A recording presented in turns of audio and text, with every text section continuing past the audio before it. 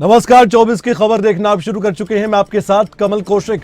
2024 की बात होती है साल 2023 में। अब आपने तो ये भी देख लिया है कि 5 राज्यों का नतीजा क्या है। अब ये 5 राज्य जो अपना नतीजा बता चुके हैं, दिखा चुके हैं और साथ ही ये भी जाहिर कर चुके हैं कि आने वाले वक्त में 2024 के चुनाव पर इसका क्या असर पड़ेगा। लेकिन अब भी हम कह रहे हैं ये 24 की खबर है और खबर में खबर निकलकर सामने आती है। अभी भी संदेश आना बाकी है। जनादेश का संदेश तो फिलहाल 5 राज्यों का है, लेकिन बात पूरे देश की है और पूरे देश में अलग अलग समीकरण भी हैं। इसमें वो राज्य भी हैं जो साउथ इंडिया वाले हैं, वो राज्य भी है जो नॉर्थ इंडिया वाले हैं, वो भी हैं जो ईस्ट से हैं, जो भी है वेस्ट से हैं। अब ये नॉर्थ ईस्ट वेस्ट ये बहुत महत्वपूर्ण रखते हैं अपने आप। इसलिए 24 की खबर में एक बार फिर से आप देखिए कि कौन सी पार्टी का नेता क्या कहता है 2024 को लेकर। शुरुआत करते हैं। मुख्यमंत्री शिवराज सिंह चौहान की सबसे पहले बात करेंगे। मुख्यमंत्री रहेंगे या फिर नहीं, सवाल तो बड़ा है, जवाब मिलने वाला है। उन्होंने कहा कि मैं मुख्यमंत्री का दावेदार ना तो पहले था ना अब हूं, जो पार्टी कहेगी वही मानूंगा। एक कार्यकर्ता के रूप में मैं बीजेपी के लिए लगातार काम करता आया हूं। मुझे जो भी काम पार्टी देगी उस काम को मैं समर्पित भी हूं और समर्पित भाव से वो काम भी करूंगा। शिवराज सिंह चौहान की ये साधारण सी बातें सुनिए। का दावेदार ना तो पहले कभी रहा और ना आज हूं। मैं एक कार्यकर्ता के नाते सदैव भारतीय जनता पार्टी मुझे जो भी काम देगी उस काम को समर्पित भाव से अपनी संपूर्ण शक्ति, क्षमता और प्रामाणिकता, ईमानदारी से सदैव करता रहूंगा। मध्य प्रदेश का रिजल्ट सबके सामने है, लेकिन यकीन नहीं हो रहा कांग्रेस पार्टी को, और कांग्रेस पार्टी के नेताओं को भी लगता है कि हुआ तो हुआ कैसे। ये एग्जिट पोल क्या माहौल बनाने के लिए था? ये सवाल उठ खड़ा हुआ है कमलनाथ के मन में, जिन्होंने पूरा जोर तो लगा दिया था लेकिन जोर काम नहीं आया। मध्य प्रदेश कांग्रेस के अध्यक्ष कमलनाथ ने कहा, कुछ विधायक तो मुझसे मिले और उन्होंने ये कहा कि उन्हें उनके गांव में ही 50 वोट मिले। सवाल ये भी था कि ऐसा कैसे हो सकता है? एग्जिट पोल तो माहौल बनाने के लिए था। तो आप लोग भी जानते हैं क्या माहौल था, तो मेरे से क्यों पूछ रहे हैं? आप पब्लिक से पूछिए। मुझे अभी कुछ विधायक मिले सुबह, कहते मेरे अपने गांव में मुझे 50 वोट मिले।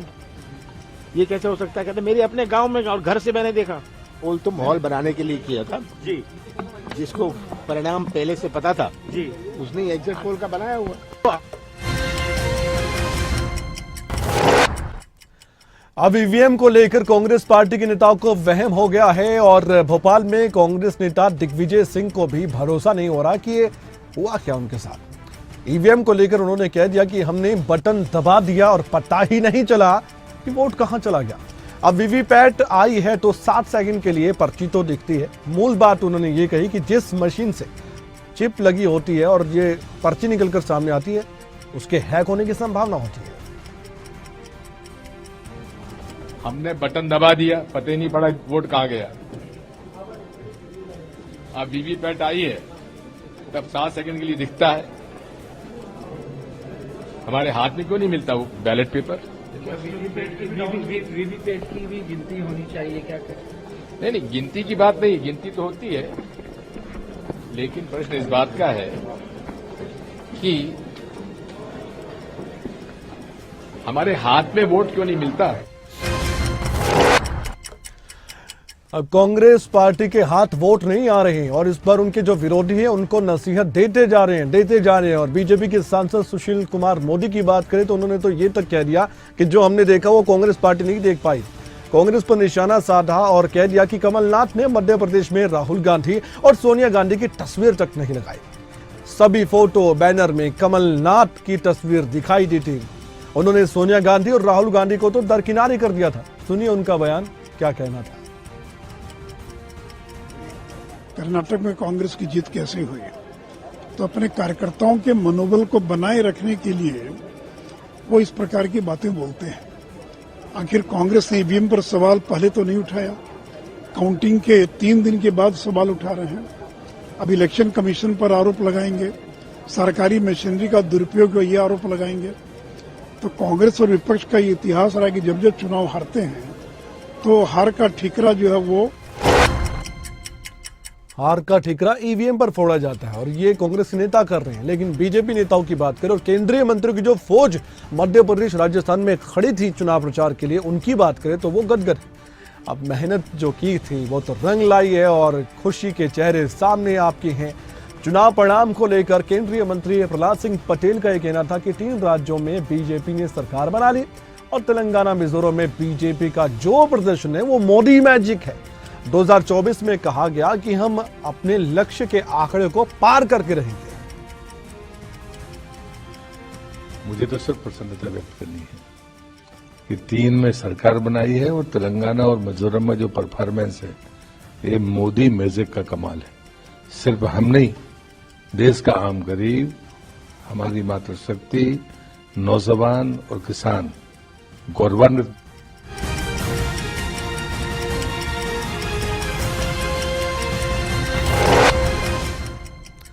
कांग्रेस पार्टी में कुछ ऐसी दिक्कतें परेशानी है जिसको उनके जो नेता पहले उनसे जुड़ा हुआ करते थे वो समझते हैं, लेकिन मौजूदा कांग्रेस के नेता क्यों नहीं समझ पा रहे ये तो हमारी समझ से भी परे हैं।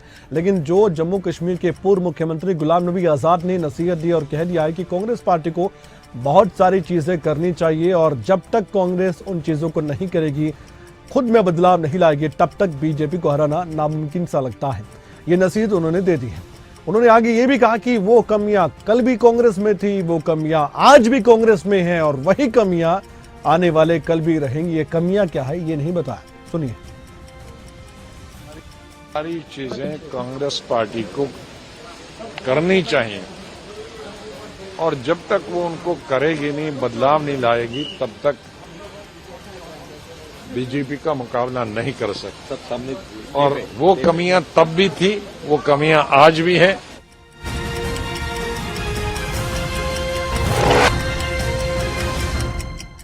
अक्सर राहुल गांधी की प्रेस कॉन्फ्रेंस में सुर्खियां बटोरने वाले जयराम रमेश की बात करें तो अब कद्दावर नेता है, हार हो गई है 3 राज्यों में। तो ऐसे में उनकी तरफ से जो बयान सामने आया वो भी सुन लेते हैं। चुनावी नतीजों पर कांग्रेस सांसद जयराम रमेश ने कहा कि चुनाव के नतीजे निराशाजनक हैं, ये हम भी जानते हैं, लेकिन आगे उन्होंने कहा कि हम निराश नहीं हैं। राजस्थान, मध्य प्रदेश और छत्तीसगढ़ की हार पर विश्लेषण हो रहा है, हमारा संकल्प दृढ़ है, हम लड़ेंगे। 2024 के लोकसभा चुनाव को जल्द अपनी तैयारी के साथ आगे बढ़ते हुए जीतेंगे, ये सपना जयराम रमेश देख रहे हैं। सुन लीजिए उनकी जुबानी उनका संकल्प क्या है। मैं एक बात और कह दूं, चुनाव के नतीजे जरूर निराशाजनक हैं, पर हम निराश नहीं हैं। ये मत समझिए कि कांग्रेस पार्टी निराश है। नतीजे निराशाजनक हैं जरूर, उसमें दो राय नहीं हो सकती। राजस्थान के चुनाव में भी कांग्रेस की बहुत करारी हार हुई। सचिन पायलट एक युवा चेहरा कांग्रेस की तरफ से थे, लेकिन ये चेहरा भी कुछ काम नहीं आया। अशोक गहलोत की जादूगरी काम नहीं आई। अब टोंक में कांग्रेस नेता सचिन पायलट ने अपनी ओर से कहा कि आने वाले समय में हम पूरी ताकत के साथ पार्टी के लिए काम करेंगे। सवाल तो पूछा जाना चाहिए कि पहले आपने नहीं किया। आगे उन्होंने कहा कि जो नई सरकार बनेगी उसकी जवाबदेही तय करेंगे, जनता के बीच जाएंगे, पार्टी के माध्यम से जनता के लिए काम करेंगे। सचिन पायलट ये बात कहते नजर आए हैं, लेकिन चुनाव में तो उनका प्लेन क्रैश हो गया। सुनिए। पहले से ही पार्टी और जनता के समर्थन था। आने वाले समय में पूरी ताकत के साथ पार्टी के लिए काम करेंगे और जो नई सरकार बनेगी उसको भी जवाबदेही तय करने के लिए हम पार्टी के माध्यम से जनता के लिए काम करेंगे। अब नई सरकार बनेगी तो विपक्ष में रहते हुए सचिन पायलट अपनी भूमिका निभाते नजर आएंगे। भविष्य की बात है, युवा है, मौके और भी मिलेंगे। वहीं हैदराबाद में केंद्रीय मंत्री जी किशन रेड्डी ने कह दिया कि 2018 में हमें एक ही सीट मिली थी, लेकिन आज हमारा वोट प्रतिशत और सीटें के तौर पर बढ़ गया है। हमारी सत्ता में आने की उम्मीद थी। हम समीक्षा करेंगे कि हम तेलंगाना में नेताओं और राष्ट्रीय नेतृत्व से चर्चा करेंगे कहां कमी रह गई। विधानसभा की समीक्षा की जाएगी। आने वाले वक्त के लिए टारगेट सेट कर दिया गया है।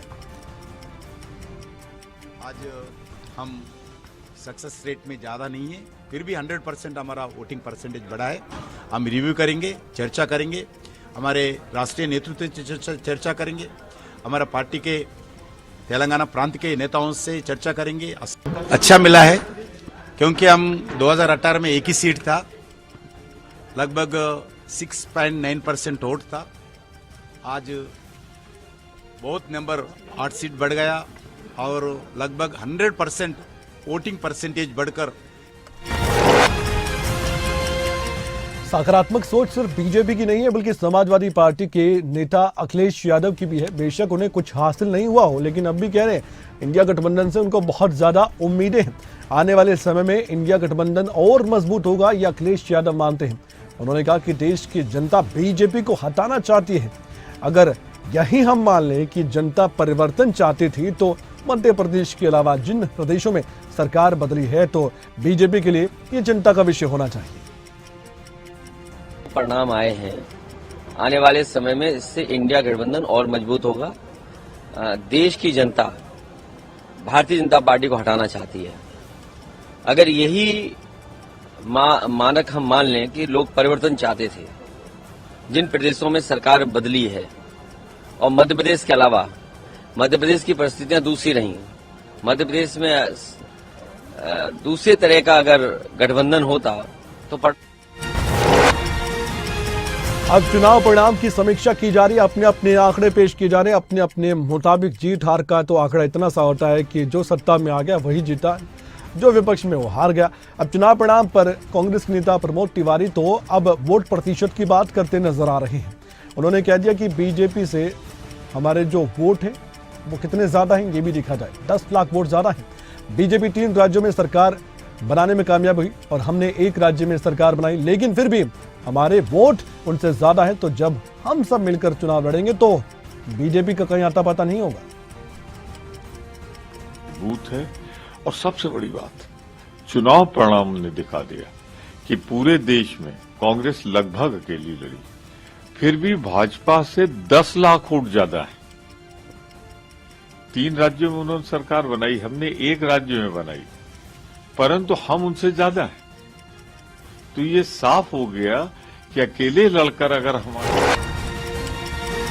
अब बात करते हैं नेशनल कॉन्फ्रेंस के नेता उमर अब्दुल्ला की। उन्होंने कहा कि मेरे एक दोस्त हैं जो कि बीजेपी के सांसद हैं, उन्होंने मुझसे 2 महीने पहले ही ये कहा था कि वे छत्तीसगढ़ में जीतने वाले हैं। अगर उन्हें पता था तो कांग्रेस को क्यों नहीं पता था। उमर अब्दुल्ला का ये जो बयान है वो कांग्रेस पर कटाक्ष भी करता है। I will share with you, I have a member parliament BJP friend who 2 months ago told me that BJP is winning in Chhattisgarh. मैं उस वक्त हंसा, मैं सोचा ना अब ये क्या बात कर रहे हैं, क्योंकि छत्तीसगढ़ बीजेपी को देने के लिए कोई तैयार नहीं था। लेकिन 2 महीने पहले मेरे एक सांसद बीजेपी के दोस्त हैं, उन्होंने कहा कि छत्तीसगढ़ में वो जीतने वाले हैं। तो अगर उनको पता था तो कांग्रेस को क्यों नहीं।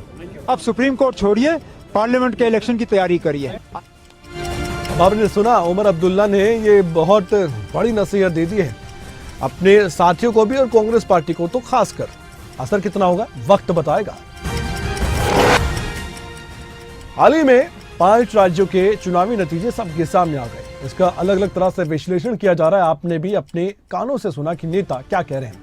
अब झारखंड के मुख्यमंत्री हेमंत सोरेन को भी सुनिए। उन्होंने कहा कि जो जैसी मेहनत करेगा वैसा ही परिणाम आएगा, यानी कि बीजेपी की तो इसमें तारीफ दिखाई देती है। बातों में ना कहें लेकिन मेहनत की बात कर रहे हैं तो बीजेपी से अच्छा चुनाव कौन लड़ सकता है देश में, ये तो आज बीजेपी साबित कर रही है। सुनिए क्या कहते हैं झारखंड के मुख्यमंत्री। पड़ेगा नहीं पड़ेगा वो तो आने वाला समय में पता चलेगा, लेकिन हम तो पहले भी कहे हैं जो जैसा मेहनत करेगा वैसा परिणाम आएंगे। सबको देश में बोलने की स्वतंत्रता है। अब ऐसा तो होता नहीं है कि किसी का मुंह बंद किया जा सके। ये तो जनता निर्णय करती है और जनता जो निर्णय करती है। चुनावी मैदान में पॉलिटिकली फाइट करने के बाद अब संसद में राजनीतिक लड़ाई लड़ने की पूरी तैयारी हो चुकी है और इसका असर अब धीरे धीरे आपको संसद में दिखाई भी देगा। दिल्ली में केंद्रीय मंत्री अर्जुना मेघवाल ने विपक्ष पर करारा प्रहार किया। उन्होंने कह दिया कि प्रधानमंत्री ने शीतकालीन सत्र में साफ साफ शब्दों में कहा था कि विपक्ष नकारात्मकता का भाव छोड़े और सकारात्मक चर्चा कर सकता है। लेकिन विपक्ष के कुछ लोग आजकल प्रधानमंत्री की आलोचना करते करते देश की आलोचना करने लग जाते हैं। वे भूल जाते हैं कि वो भी इस देश के नागरिक हैं। बहुत महत्वपूर्ण योजना है। आप देखेंगे कि 2014 से जब नरेंद्र मोदी जी इस देश के प्रधानमंत्री बने तो जितनी भी भारत सरकार की योजनाएं बनी, गरीब कल्याण उनके केंद्र बिंदु में रहा।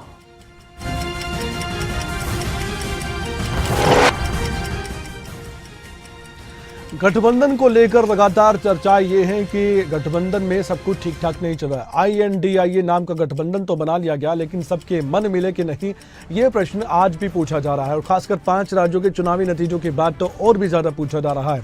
अब एक बैठक की बात आई थी, बैठक होगी, कैसे होगी, कौन कौन पहुंचेगा, यही सवाल पूछा जा रहा है। पश्चिम बंगाल की मुख्यमंत्री ममता बनर्जी से भी पूछा गया। उनका तो ये कहना था कि मुझे तो इस बारे में जानकारी तक नहीं है और मेरे उत्तर बंगाल के कुछ कार्यक्रम पहले से निर्धारित हैं और उस बारे में जानकारी होती तो मैं उत्तर बंगाल के कार्यक्रम में नहीं जाती। मैं उत्तर बंगाल के दौरे पर जा रही हूं। बस ये बात कहते कहते उन्होंने बड़ी बात कह दी। मेरे को पता जिसमें नहीं है उसमें आप क्यों हमको पूछ रहा है? मेरे को पता नहीं है, मेरे को जानकारी नहीं है। इसी के लिए मैंने बाहर में प्रोग्राम रख दिया नॉर्थ बंगाल टूर में। उधर में हमारा 6-7 दिन का प्रोग्राम है, तो मेरे को जानकारी होता तो हम थोड़ा ही प्रोग्राम। लेकिन अब जो बयान सामने आ रहे हैं INDIA गठबंधन नेताओं के, उसमें लग रहा है कि कुछ तो गड़बड़ है। पश्चिम बंगाल की मुख्यमंत्री ममता बनर्जी के बयान पर कांग्रेस सांसद अधीर रंजन चौधरी ने यह कह दिया कि चुनाव से पहले भी उनका रवैया ऐसा ही तो था। 5 राज्यों में चुनाव थे, लेकिन उन्होंने कभी भी बीजेपी को हराने के लिए विपक्ष को वोट देने की अपील तक नहीं की। चुनाव के पहले भी उनकी रवैया कुछ इस तरीके ही थे। इतने 5 स्टेटों में चुनाव हुई थी, कहीं हो ये तो कभी नहीं कहे कि भाई बीजेपी के विपक्ष लोगों को वोट दिया करो। कभी नहीं कहे कि बीजेपी को हराने के लिए चुनाव में आम लोग विपक्ष को वोट दो। अब आप ये सोचिए कि ममता बनर्जी एक तरफ कह रहे हैं मुझे बैठक की जानकारी नहीं है, अधीर रंजन चौधरी की तरफ से ये सियासी निशाना साध दिया गया कि उन्होंने 5 राज्यों में इसी गठबंधन के साथियों का साथ कितना दिया। अब इससे लगता है कि शायद गठबंधन में कुछ ठीक ठाक नहीं है। अब मौका किसे मिला? मौका सीधा सीधा मिला है सत्ता पक्ष के लोगों को, और गिरिराज सिंह जैसा चेहरा तो सामने आ जाता है तो फिर बातों ही बातों में उलझा देता है। पश्चिम बंगाल के मुख्यमंत्री ममता बनर्जी के बयान पर केंद्रीय मंत्री गिरिराज सिंह ने कहा कि जो कल तक कह रही थी कि कांग्रेस चालू पार्टी है, अब लोकसभा के चुनाव में कैसे कहेंगी? सुनिए। जो कल कह रहे हैं, कल तक मध्य प्रदेश के चुनाव में जो व्यक्ति कह रहे थे कांग्रेस चालू पार्टी है, अब लोकसभा के चुनाव में कैसे कहेंगे कांग्रेस अच्छी पार्टी है? तो ये आंतरिक इंटरनल मतभेद है और मैं समझता हूं कि ये केवल मोदी जी के प्रति घृणा, ये दुर्भाग्यपूर्ण है। अगर लोकतंत्र में जनता मोदी जी पर भरोसा करता है तो अब सवाल यह कि INDIA गठबंधन का होगा क्या? शिवसेना तो पूरा जोर लगा रही है, उद्धव ठाकरे वाले की बात कर रहे हैं। शिवसेना उद्धव ठाकरे सांसद प्रियंका चतुर्वेदी ने कह दिया कि INDIA गठबंधन के सभी गठबंधन दल एक साथ हैं। जो कमियां या खामियां या दिक्कतें हैं हम उससे भी एक साथ ठीक कर लेंगे। देश की जो समस्या है वो हमारी प्राथमिकता है। सुनिए क्या कुछ कहा गया। देखिए, जो इंडिया अलायंस है सब इंटैक्ट है, सब लोग एक साथ हैं। जो भी कमियां हैं, जो भी दिक्कतें हैं, वो सब हम एक साथ करेंगे, क्योंकि हम इस कमिटमेंट से आए हैं, इस रिजॉल्व से आए हैं कि जो देश के सामने दिक्कतें हैं, जो ध्रुवीकरण की बात हो, फार्मर डिस्ट्रेस हो, महिलाओं के बढ़ते क्राइम्स हो, बेरोजगारी हो, इन्फ्लेशन हो, ये सारे मुद्दे देश की प्रायोरिटी है। संविधान को दरकिनार किया जा रहा है, डेमोक्रेसी के जो प्रिंसिपल्स हैं उसको खत्म किया जा रहा है। तो इन सब मुद्दों के इस कमिटमेंट से हम आए हैं, क्योंकि शॉर्ट नोटिस था, सिटिंग चीफ मिनिस्टर हैं, अपना शेड्यूल रीअरेंज नहीं कर पाते। ममता बनर्जी के बयान के बाद राजनीतिक गलियारों में सिर्फ उन्हीं की चर्चा चल रही है। पश्चिम बंगाल बीजेपी के अध्यक्ष सुकांता मजूमदार ने कह दिया कि ममता बनर्जी समझ चुकी हैं कि अब इंडिया गठबंधन का कुछ होने वाला नहीं है, ना तो इसका वर्तमान है ना इसका भविष्य, इसलिए वो पीछे हट गई हैं। इस गठबंधन में कौन क्या है ये किसी को पता तक नहीं।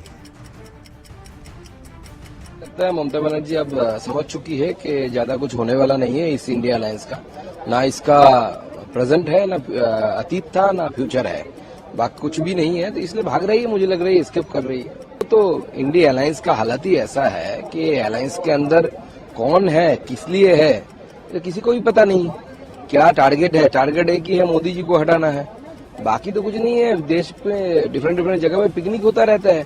पारिवारिक पार्टी है, अपना परिवार के लोगों को देखते देखते ऊब जाते हैं, तो दूसरे परिवार को देखने के लिए एक साथ जमा हो जाते हैं। बनर्जी परिवार के भी पवार परिवार को देख लेते हैं पिकनिक के टाइम।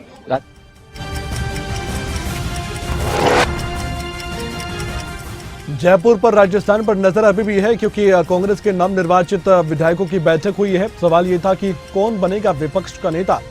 अब इसी को लेकर राजस्थान के पूर्व मुख्यमंत्री अशोक गहलोत ने कह दिया कि बैठक बहुत अच्छे माहौल में हुई है और बैठक में प्रस्ताव पास हुआ है कि हाईकमान जिसको भी विधायक दल का नेता बनाएगा हम उसे स्वीकार कर लेंगे। विधायक दल की बैठक हुई बहुत ही अच्छे माहौल में। विधायक दल की बैठक में प्रस्ताव पास हुआ है कि भाई हाईकमान जिसको बनाएगा नेता विधायक दल का उसको हम सिर्फ स्वीकार करना, सर्वसम्मति प्रस्ताव का प्रस्ताव। ये हमारी परंपरा भी रही है, पूरी परंपरा का निर्वहन करते हुए प्रस्ताव। अब उसके बाद में कोई राय देना चाहे अपनी अलग से, तो वो हमारे प्रभारी जो आए पर्यवेक्षक बैठे हुए हैं। अब सवाल तो बीजेपी से भी पूछा जा रहा है कि बताइए मुख्यमंत्री राजस्थान का कौन होगा। सवाल का जवाब अभी नहीं मिला है, लेकिन मिलने वाला है। जयपुर में बीजेपी नेता बहादुर सिंह ने कह दिया कि जनता को ले लगता है कि वसुंधरा राजे ही अगली मुख्यमंत्री बने राजस्थान की। अब क्या ऐसा हो सकता है? आसान नहीं है, लेकिन मुश्किल भी कुछ नहीं। अब मुख्यमंत्री बनाने की मांग तेज हो गई है वसुंधरा राजे। अब ऐसे में पार्टी की बैठक में विधायक कह रहे हैं, बहादुर सिंह खासकर, कि हमसे पूछा गया तो हम कह देंगे वसुंधरा राजे को ही बना दीजिए।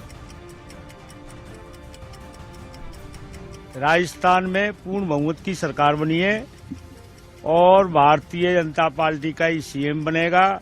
जो जनता की मांग है वो वसुंधरा जी है, वसुंधरा जी को सीएम बनाना चाहिए। बिल्कुल मजबूत करने के लिए आए हैं। तो अब सवाल ये है कि क्या वसुंधरा राजे सिंधिया एक मजबूत दावेदार है मुख्यमंत्री के चेहरे के तौर पर? अभी जवाब मिलने ही वाला है।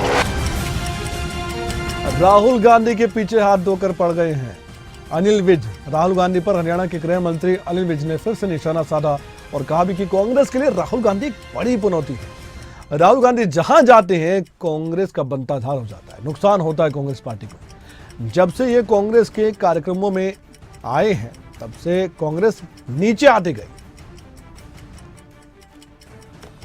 नहीं, ये तो मैंने पहले भी कहा है कि ये राहुल गांधी कांग्रेस के लिए पनौती है और ये जहां जाता है कांग्रेस को नुकसान होता है। और जिस दिन से ये सक्रिय रूप से कांग्रेस के कार्यक्रमों में आना शुरू किया है, उस दिन से कांग्रेस नीचे नीचे जाती जा रही है। दरअसल राहुल गांधी ने पीएम मोदी पर निशाना साधते हुए पनौती शब्द का इस्तेमाल किया था, लेकिन अब बीजेपी को मौका मिल गया कि इसी शब्द से अब राहुल गांधी को सियासी तौर पर मारा जाए। महेंद्रगढ़ भिवानी से बीजेपी के सांसद धर्मवीर सिंह ने कह दिया कि हम चुनाव के लिए पूरी तरह से तैयार हैं। इस दौरान उन्होंने विपक्ष पर निशाना साधते हुए ये भी कहा कि विपक्ष के इकट्ठा होने से कुछ भी लाभ नहीं है। ये लोग चाहे तो कोई भारत से बाहर का भी लीडर जोड़ना हो तो उससे भी साथ जोड़ ले, लेकिन जीत बीजेपी की होगी। एक है ही नहीं, अलग अलग विचारों के लोग हैं, वो तो किसी एक बात पर आके इकट्ठे हो जाते हैं। और वो इकट्ठा होने का मुख्य कारण भी ये कि हम इकट्ठे होंगे तो बच जाएंगे, हमें कुछ फायदा मिल जाएगा। बाहर निकलते ही फिर उनकी बात अलग अलग हो जाती है। तो ऐसा गठबंधन मुझे लगता नहीं कि लंबा कभी नहीं चल। INDA गठबंधन पर निशाना साधने का मौका बीजेपी के नेताओं को खूब मिला है और ये मौका है, ये समय है उनका और समय का फायदा उठाते हुए वो ऐसा कर भी रहे हैं, क्योंकि 5 राज्यों में चुनावी नतीजे जो सामने आए उससे लग रहा है कि कांग्रेस फिर से थोड़ी निराश है और इसी का फायदा बीजेपी नेता उठा रहे हैं। हिमाचल की सुक्खू सरकार का 11 दिसंबर को 1 साल पूरा होने जा रहा है और कांग्रेस सरकार के 1 साल पूरे होने पर बीजेपी हिमाचल में प्रदर्शन करने जा रही है, क्योंकि सरकार के 1 साल के कार्यकाल का हिसाब किताब मांगा जा रहा है। कांग्रेस पार्टी की सरकार सत्ता में आई। 11 दिसंबर 2023 को सुखविंदर सिंह सुक्खू जी के नेतृत्व वाली कांग्रेस पार्टी की सरकार के 1 वर्ष पूर्ण होने जा रहे हैं। ये 1 वर्ष हिमाचल प्रदेश के इतिहास एक ऐसा साल है जब विकास पिछड़ गया। हिमाचल प्रदेश जो विगत 5 वर्षों में तेज गति से आगे बढ़ रहा, उसके सभी कार्यों को बंद करने का श्रेय कांग्रेस सरकार को जा रहा है। 1500 से ज्यादा संस्थान। ये तो ट्रेलर है, पिक्चर तो अभी बाकी है और पिक्चर जब बाकी होती है तो अंदाजे बहुत लगाए जाते हैं और असल में पिक्चर में मालूम होता है कि होता क्या है। बात 2024 की कर रहे हैं, इसलिए 2024 के लिए तैयार रहिए, नेताओं को सुनते रहिए, कौन क्या कह रहा है, मुद्दे क्या हैं, आपके लिए कौन क्या करेगा, इस पर ध्यान रखिए और उम्मीदवार को भूलिए मत, वही आपका सांसद होगा और वही सत्ता में बड़ी भागीदारी निभाएगा। नमस्कार।